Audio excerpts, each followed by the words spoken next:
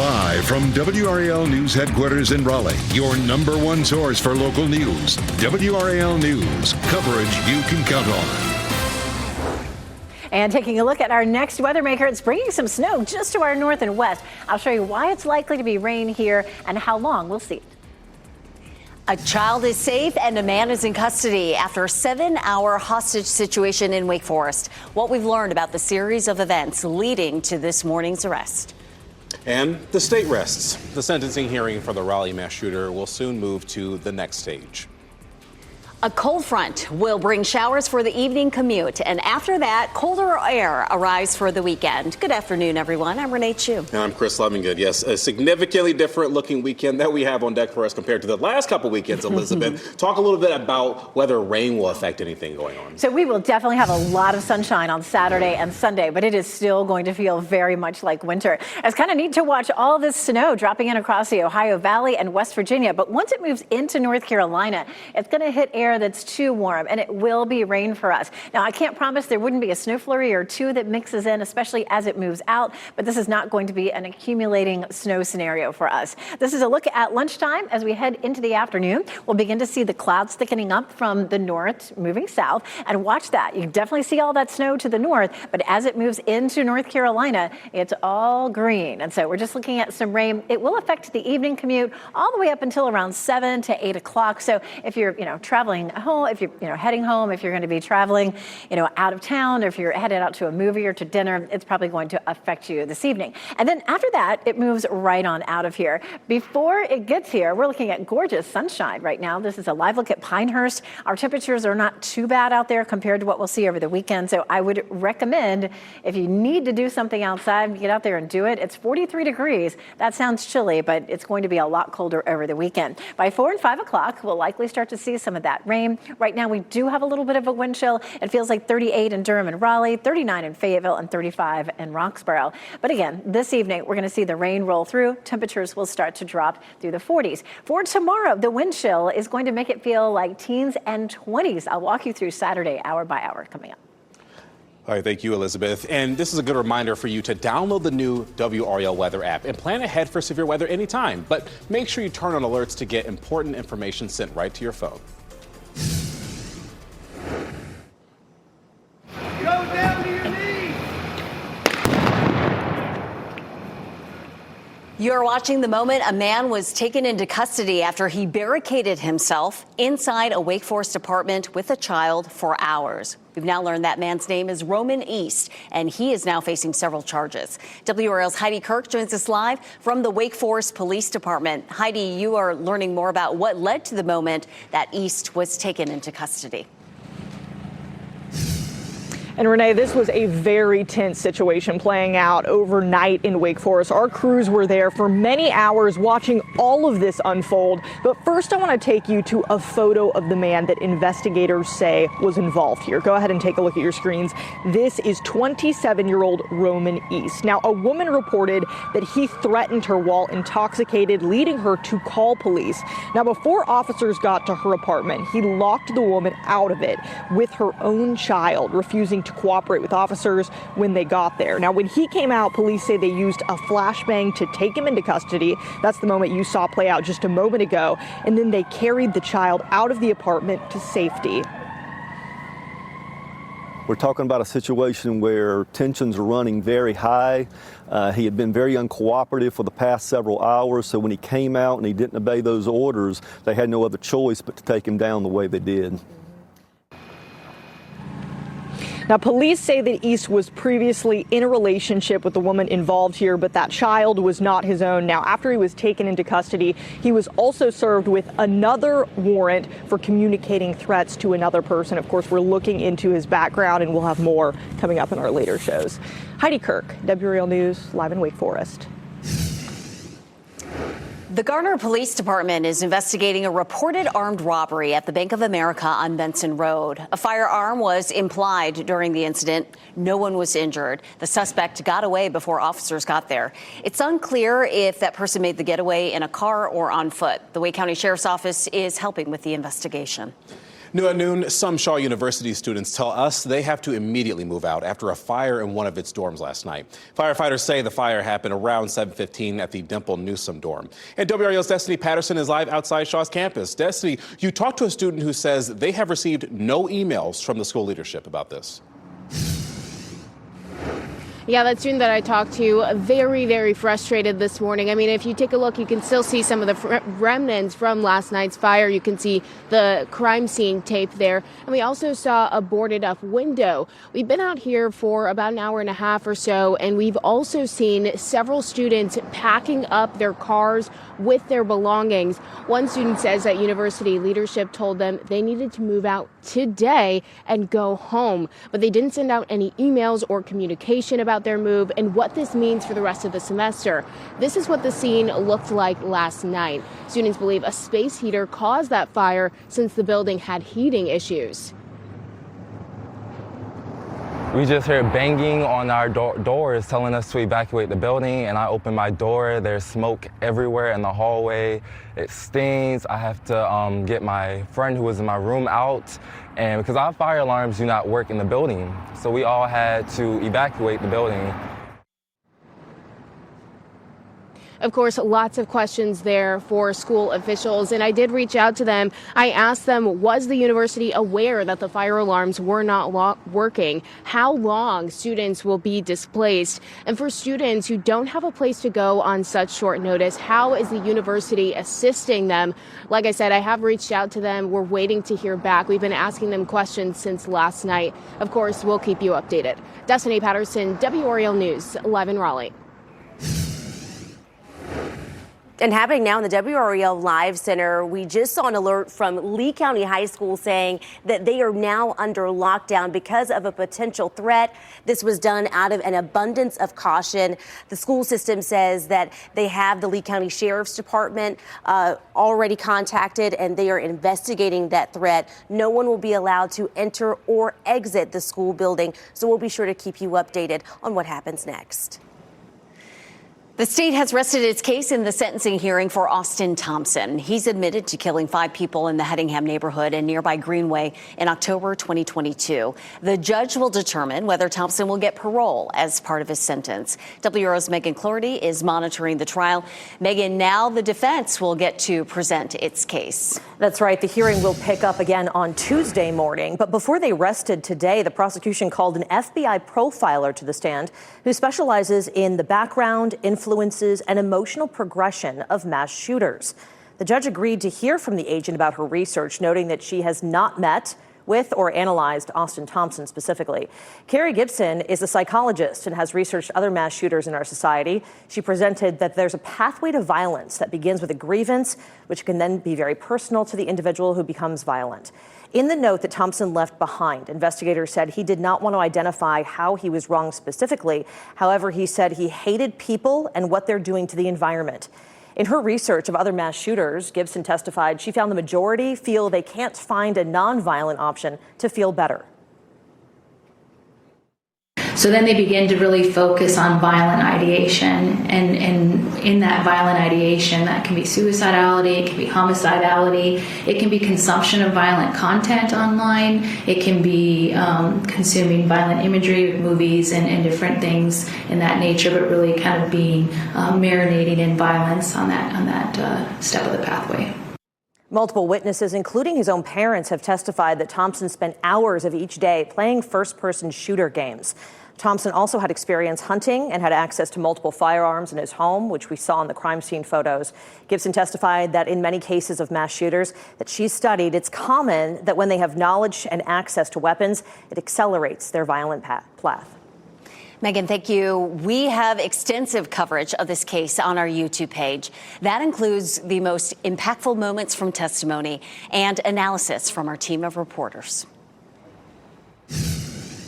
And we're staying up to date on all things Olympics here in the WRAL Live Center. Switzerland just went against Czechia in a thrilling penalty shootout. So there's all of the details about exactly what happened here. It looks like there were about 7-8 shots involved here.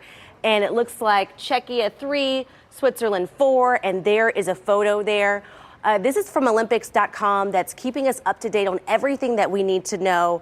The opening ceremony is today at 2 o'clock. You can watch that live on WRAL, or you can watch the encore presentation at 8 o'clock tonight, also on WRAL.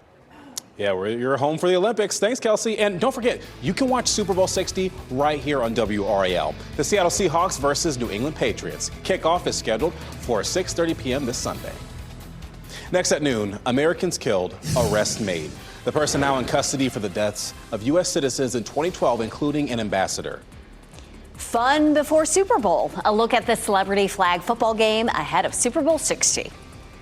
And mass shooter sentencing. What we're learning in today's testimony of the 2022 Raleigh mass shooter. Coming up next, sea storms moving in with WRAL's exclusive Dual Doppler 5000. Sponsored by the WRAL weather app. Download now for live radar.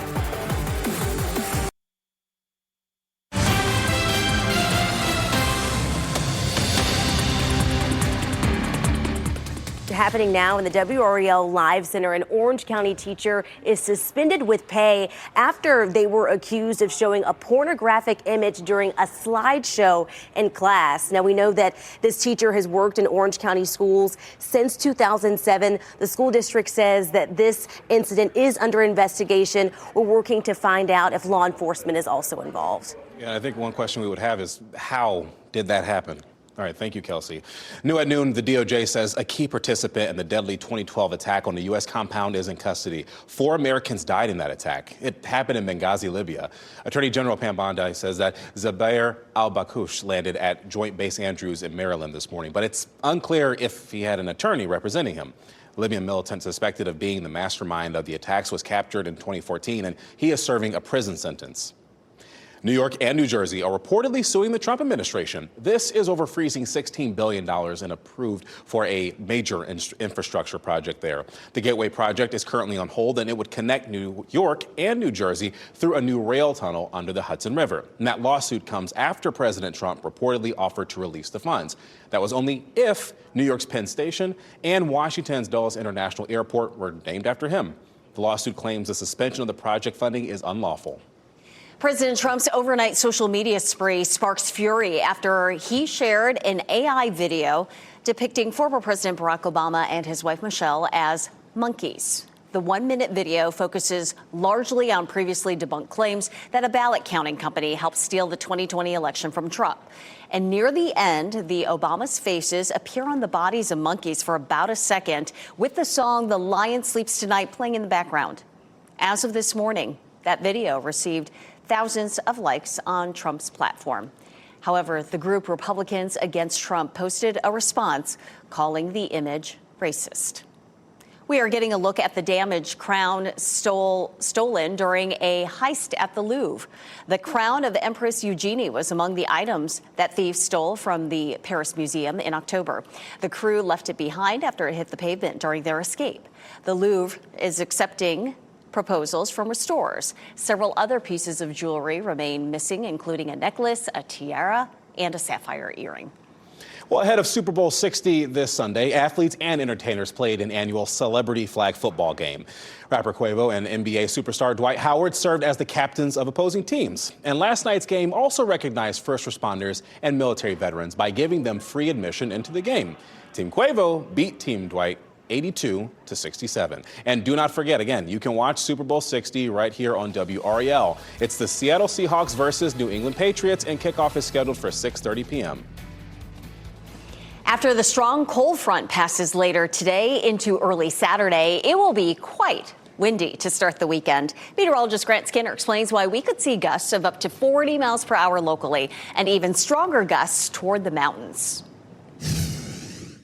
A strong cold front passes through the area this weekend, but why will it be so windy behind that cold front? Here's why. At the upper levels of the atmosphere, so just above the surface, a very strong cold air mass moves in. High pressure will build in behind the front. That creates subsidence, so air pushing down. Drier conditions overall. We'll have clear skies, but windy conditions on Saturday. So it'll be clear out there while plenty of sunshine. So radiation will allow the sun to heat the ground. And then conduction will allow the air to be heated. And that hot air rises quickly as, again, as that air gets heated by the conduction on the surface of the Earth. Now, as that heat rises, cold air quickly replaces it. That's going to be strong cold air. So we quickly move to the surface. And with that, those winds really pick up through the day tomorrow. What we can expect towards the mountains, gusts 55 to 60 miles per hour. Power outages are expected there with those stronger winds. And a wind advisory is in place for areas just to the east. We could see gusts up to 50 miles per hour. A few power outages are possible there as well. Closer to home, 7 a.m., you can see gusts up to 20 miles per hour, maybe some spots up to 25 miles per hour. There's that daytime heating, so that stronger temperature difference between the surface and the temperatures aloft, that strong cold air above and the warmer air at the surface. We get some really turbulent winds. It gusts up to 40 miles per hour by around lunchtime. Those will slowly calm down by the evening, but again, still breezy and feeling cold throughout the day on Saturday. Yeah, right here on the graphic. Wind gusts up to 40 miles per hour there for tomorrow, Elizabeth. So yeah, just stand firm tomorrow. and then look at our little guy over here. He's like, he's so chilly. That's the way we're going to feel, that's for sure. So, but this weekend in general is going to look a lot different than last weekend, even the weekend before. Yeah, it won't be as cold as it was then. Certainly we don't have snow in our forecast. So, hey, it'll feel great compared to the last 2 weekends that we've seen. In the meantime, we have our cold front that'll come through. We're going to have some scattered rain that starts around 3 or 4 o'clock this afternoon, lasts until, say, 7 or 8. And then those winds pick up, and then we're all going to be shivering a bit. But the sunshine always makes it feel better. We check out satellite and radar. Here comes our front, and along that front, we've got a big band of snow coming across parts of Kentucky and West Virginia. Our mountains will definitely get some snow. There's a winter weather advisory in effect there. But as we talked about earlier, once this moves across the Virginia line, it's too warm here to support any snow. Now, at the very tail end of it, as it starts to get colder and colder, there could be a few snow flurries that mix in, but this version of Futurecast doesn't even show that. This is 5 o'clock with some scattered rain showers. By 7, 8, 9 o'clock, we'll see the end of it. Skies will clear overnight, and then it's all going to be about the chilly wind. This is a live look at Fenton and Cary. We've been eyeballing this great looking skating rink, for months now. This is the last month that the rink, the last weekend that the rink is open. Its last day is Sunday. It's going to feel very wintry. That ice should be nice and firm. So if you have been wanting to skate, this is your last weekend to get out there and do it at Fenton. 43 degrees. Our temperature right now, we have a southwest wind at 8 miles per hour, but that wind shifts to northwesterly tonight and brings all that cold air in. With breezy conditions, our temperatures feel like 30s with the wind chill, but we're actually in the low to mid 40s. And that's going to be the big problem for tomorrow. It's just going to feel a lot colder than it actually is. This afternoon, 48 in Raleigh, 47 in Durham, 50 in Fayetteville. It's beautiful and sunny out there right now. But again, this evening, we'll see those raindrops showing up across our area.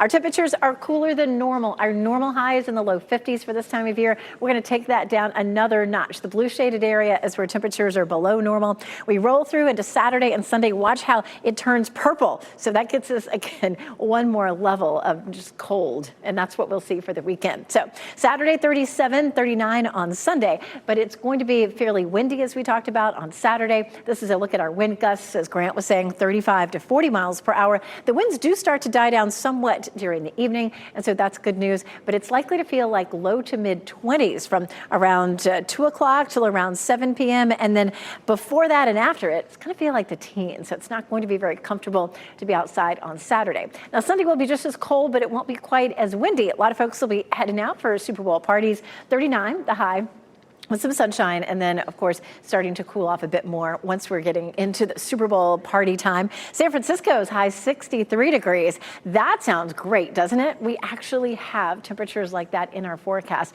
It seems like it's been a long time since we've had a nice warm up. It may be short, but Tuesday and Wednesday we'll see sunshine with highs in the mid 60s on Wednesday. Thanks, Elizabeth. A dirty cooler, expired milk, and a leaking sink. Today on WRAL News at 4. 5 on your side shows us these violations and more in this week's restaurant ratings. And going to the Super Bowl, a local teacher is headed to California to dance for Bad Bunny during his halftime performance. Tonight at 5, what she says this opportunity means to her.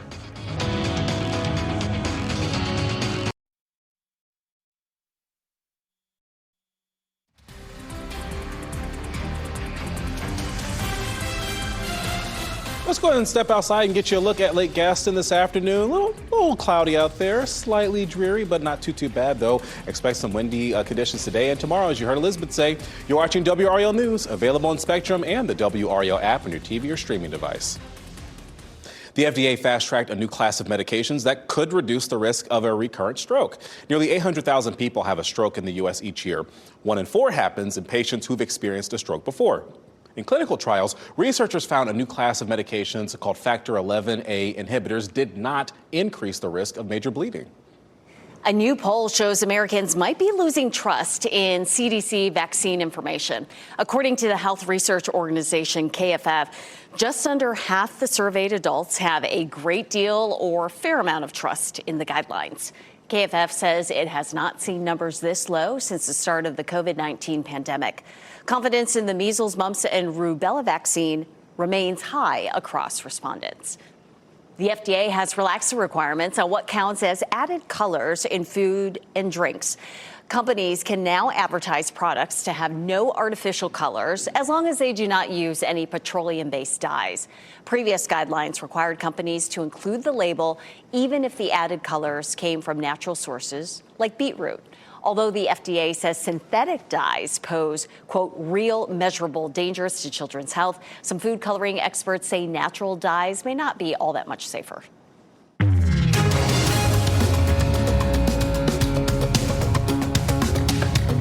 Bitcoin's price sank to $63,000, and this is the lowest level since hitting its peak of $126,000 last October. Bitcoin rode a high throughout last year after President Trump expressed his support, and now some cryptocurrency ventures backed by his family are seeing their values decline in response to the Bitcoin value drop. A bot verification system is coming soon to Reddit. Reddit launched account verification for brands and individual users last year. CEO Steve Huffman says the company is trying to make it easier to identify bots as well. He also says in the age of AI, the company is working to preserve authenticity and conversation quality. Apple is scaling back plans for a virtual health coach. Bloomberg reports Apple will now take some of the features it's developed and roll them out individually within its health app. Apple faces tough competition in the health tracking market, with rivals including Aura and Whoop offering more useful features. Mass shooter sentencing. The hearing moves to a new phase next week. We'll hear from another witness for the prosecution after the break. Mental health impact, how the surge in ICE raids are affecting families in Minnesota. And we do have your winning NC Education lottery numbers right here on your screen.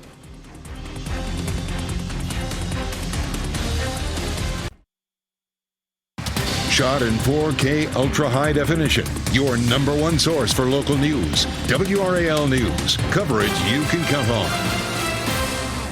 We're going to have a chance for scattered showers during the evening commute today ahead of a cold front. Yeah, that front will bring colder temperatures for our weekend.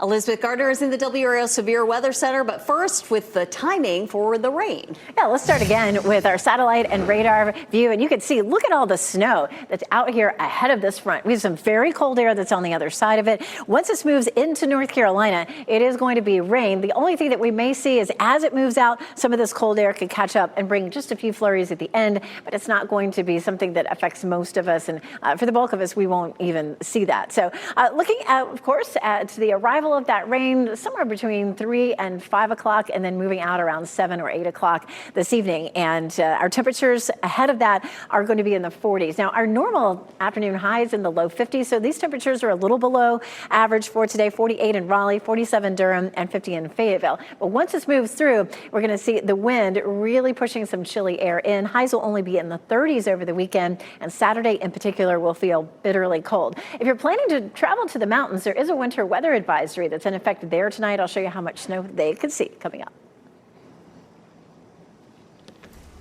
Thanks, Elizabeth. Download the new WRAL weather app and plan ahead for severe weather anytime. Turn on alerts to get notified about severe weather in your location. It is free wherever you download your apps. The prosecution has rested its case in the sentencing hearing for Austin Thompson. He admitted to killing 5 people in the Hedingham neighborhood and on the Greenway in October 2022. Next week, the defense will get to present its case in an effort to convince the judge to give him parole. Carrie Gibson is a psychologist and has researched other mass shooters, but has not interviewed Austin Thompson. She presented there is pathways to violence that begins with a grievance.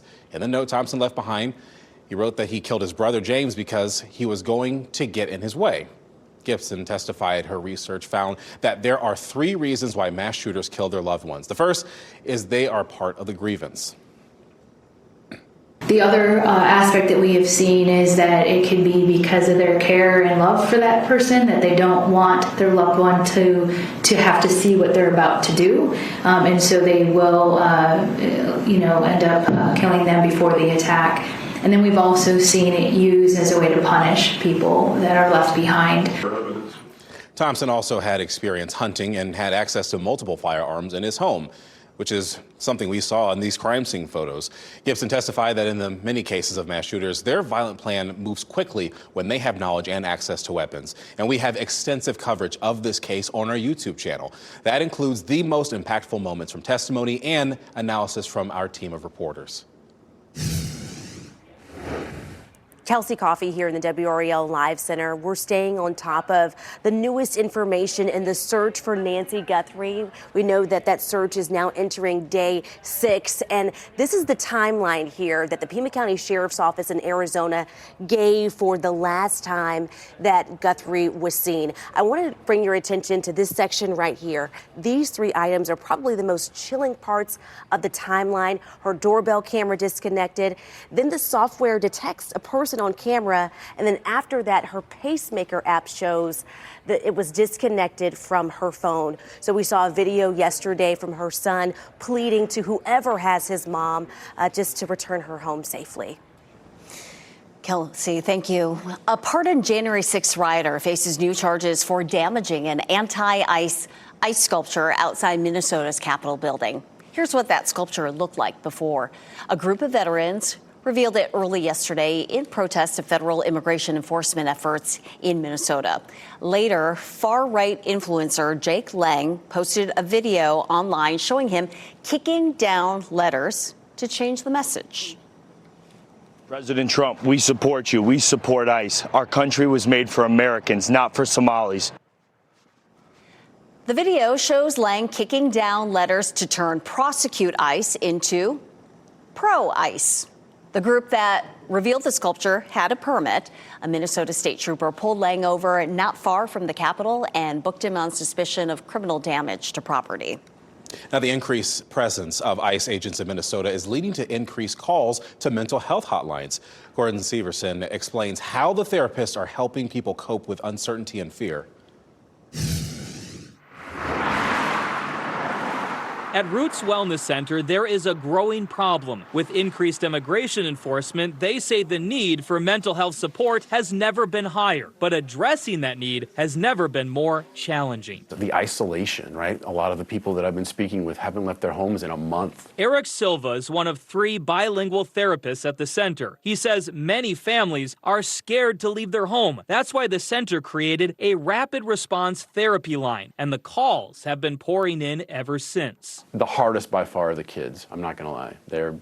It's really hard when a 7-year-old voice is speaking to you in extreme fear. One has experienced her mom being taken and they were holding hands.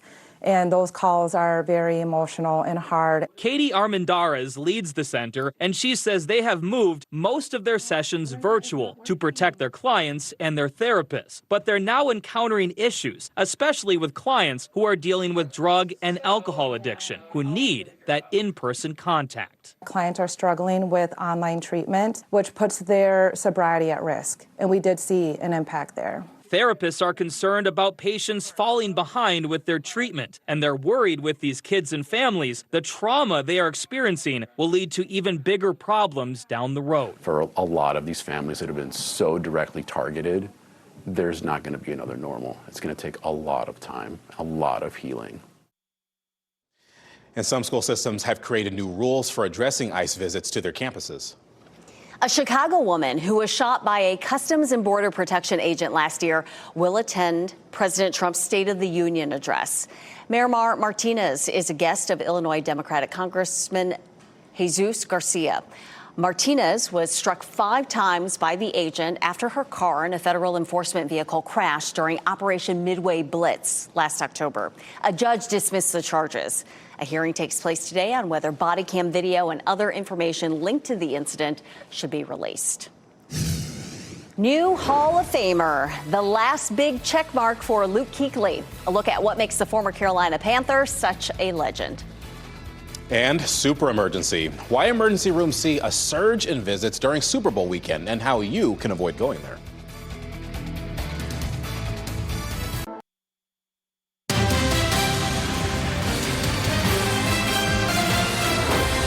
Last night, leaders in Kansas approved to help pay for the Chiefs' new stadium, and that vote clears the way for the county to collect sales and use taxes to fund the Dome Stadium and Entertainment District. This would include a dining, shopping, even residential property.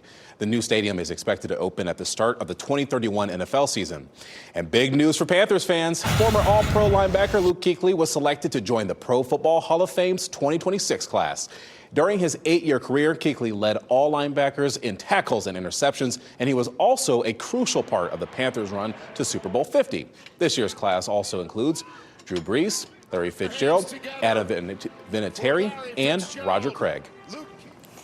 We are counting down to Super Bowl 60. It airs Sunday right here on WRAL. And while cheering on your favorite team, the last place you want to end up is the emergency room. Common reasons we see patients in the emergency department after Super Bowl Sunday are heart attacks, elevated blood pressure, shortness of breath, chest pain, symptoms related to issues with heart and lungs, and traumatic injuries. So along with the stress and heightened emotions surrounding the big game, emergency room doctors say the risk of heart attacks can increase because of what people are eating and drinking. Eating foods high in sodium and drinking alcohol, that can put extra strain on the heart. Doctors say if you start experiencing concerning symptoms, do not wait to get checked out. So it'd be very natural to want to wait till the game's over to come in to the emergency department. And we see that after holidays as well, Christmas, Thanksgiving, New Year's, etc. But certainly during the Super Bowl game, there's excitement. You want to stay focused on the game. But if you have symptoms, it's important to respect your body and come to the emergency department. And don't forget, you can watch Super Bowl 60 right here on WRAL. The Seattle Seahawks versus New England Patriots. Kickoff is scheduled for 6:30. Go Red for women. For more than 20 years, the American Red Cross has been the American Heart Association has been trying to raise awareness of heart disease. How you can support the women in your life.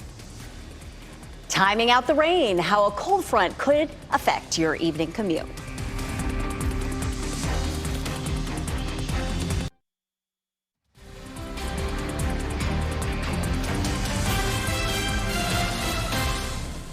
While it's cloudy here in the Triangle, it looks bright and sunny there at Rocky Mount Mills. Later on, starting this afternoon and evening, we could see some rain. You're looking live and watching WRAL News, available on YouTube TV and the WRAL app on your TV or streaming device. Today is National Wear Red Day. I'm wearing red to support the American Heart Association's Go Red for Women movement in the fight against heart disease and stroke in women. And for over 2 decades, the American Heart Association's Go Red for Women has been saving and improving women's lives. Joining us now to talk about the overall mission is Alex Price. She's the executive director of the Triangle American Heart Association. Alex, so good to see you. And as you can see, my whole team here at WRAL, we're all wearing red for Go Red Day. Heart disease, the leading cause of death for women. What are the biggest risk factors for women? The biggest risk factors for women to be on the lookout for are high blood pressure, managing stress, making sure you're getting enough sleep, and eating healthy. So what would you say is one simple habit that women can start today to protect their hearts? Women should start today by knowing their numbers. Check your blood pressure daily to make sure it's in the normal range. And make sure you go see a doctor, too, and get checked out. This isn't just about older women. When should women start thinking seriously about their heart health? Absolutely. Heart health is really important throughout the lifespan of a woman. We know that about 45% of women over the age of 20 have some form of heart disease. And why are more women, do you think, susceptible to heart disease? You know, as a woman, we're running around, we're stressed, we're thinking about others and not taking care of ourselves. So the main point of Wear Red Day is to bring that awareness to women to take care of themselves and listen to their bodies. What have you seen over the years with this Go Red, Wear Red campaign? Has that started conversations, and how has that raised awareness about heart health in women? Yes, today really gives us the opportunity to talk with the women in our lives and their families about what they're doing to support their heart health. Now, there are other ways to save lives. Talk to us about hands-only CPR and why that's an important skill to learn. Absolutely. Everyone should know hands-only CPR. It's a simple 2-step process. Call 911 and press hard and fast in the center of the chest. That could really save a life. Women receive less CPR than men, so we really are looking for people to turn into lifesavers, not just bystanders in these situations. So February 6th, the day to wear red. And if people are watching this and they start seeing people wearing red and they're wondering why is that, now you know it's to promote heart health in women. Alex Price, the executive director of the Triangle American Heart Association, thank you so much for your time. Thank you. Chris. All right, thanks, Renee. Certainly want to make sure we wore red too, Elizabeth. Absolutely, we're in. We're in. We're all part of it. So right now, this is quiet.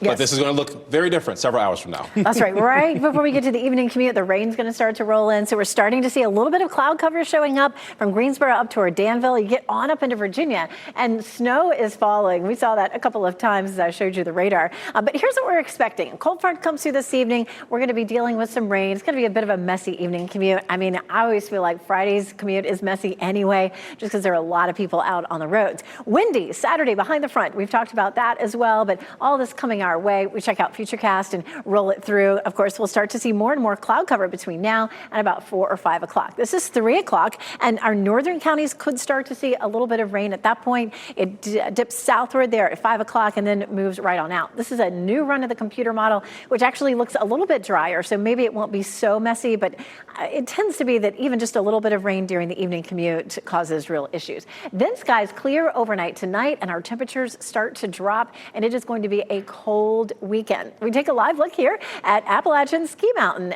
The camera, it's a live view. I think the camera just froze just now, but people are out and about enjoying the mountains with the snow that they've had. It's been very cold since December, and of course they've really added up some snowfall there. Sorry, I had moved that over so that you could see where the winter weather advisory is. So winter weather advisory until tomorrow morning for the mountains for 1 to 6 inches, and of course up in the highest elevations is where we'll see some of those heavier totals. And we also have a high wind warning in effect along the mountains as well, all the way from Virginia down to South Carolina. We're going to see winds gusting 50 to 60 miles per hour. So almost blizzard conditions as that snow starts to fall later on this evening. So we'll see that quick shot of some rain during the evening hours. We'll see less than 1/4 of an inch. It's just not going to be much. And then the bigger issue will be the wind on Saturday and the cold temperatures, 37 Saturday, 39 on Sunday. The wind chill on Saturday, even the warmest part of the day, will be only in the low to mid-20s. So Saturday is just going to be bitterly cold. Nothing falling, but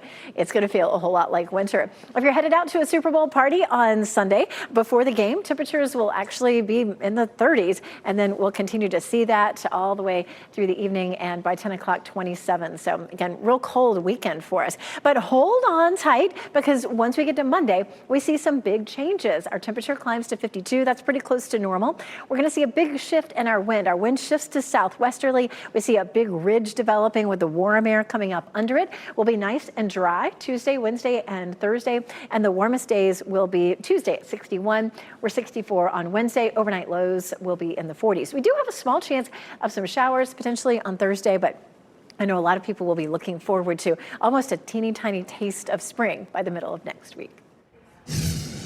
New within the last 10 minutes here in the WRAL Live Center, Lee County High School, that lockdown has been lifted that we told you about earlier today. The threat was reported by phone, and it turns out that threat was false. So out of an abundance of caution, students and employees were evacuated from the building, and the Lee County Sheriff's Office just conducted an investigation. They stayed on campus as they were handling that lockdown. But we'll be sure to keep you updated. And coming up, we have our top stories.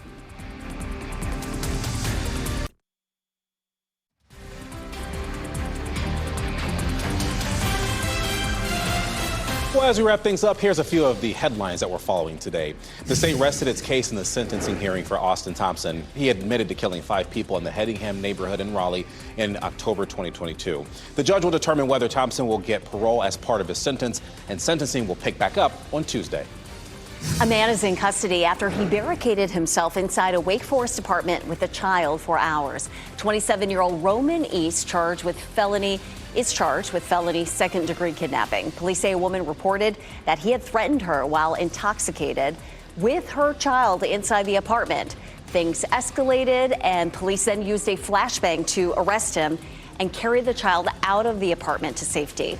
East is currently in the Wake County Jail. Some Shaw University students tell us they have to immediately move out after a fire in one of the dorms last night.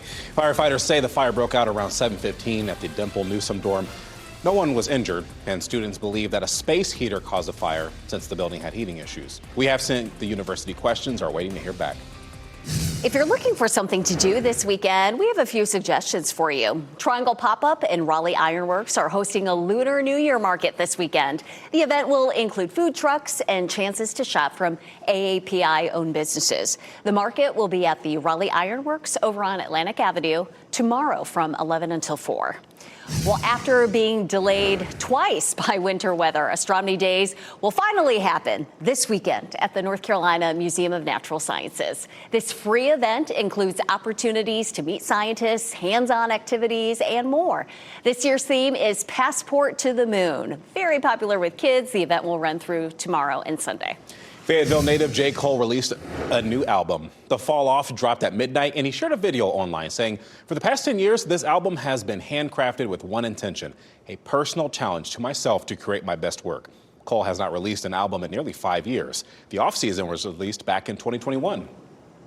Prepare to fall in love with our pet of the day from the SPCA of Wake County. Meet Gustav. He's a 1-year-old neutered cat. He's lived with other cats and dogs before and did really well. He's very sweet and is shy at first. Gustav is looking for a loving home that'll give him some time to come out of his shell. Now through Valentine's Day, adult dog and adult cat adoption fees are only $2.14. Get it? Talk about a sweet deal. Oh, that is a good deal. Well, Super Bowl bound, a local dance teacher will have the chance to showcase her talents during Bad Bunny's halftime performance this weekend. So tonight, starting at WRAL News at 4, hear what she says this upcoming experience means to her. It is going to be a very packed weekend with Olympics, Super Bowl, the opening ceremony today, or just coming up actually in about an hour live, and then the primetime showing at 8 p.m. Don't ever say that you don't have anything to watch here on WRAL. Again, Super Bowl on Sunday, of course, kickoff at 6:30 for the big game.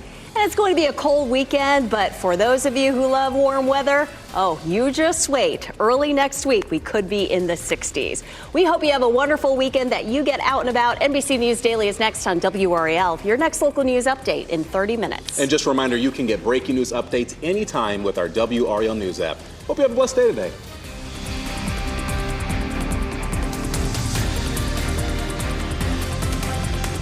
Keep watching WRAL News over the air Channel 34 and Spectrum Channel 1257.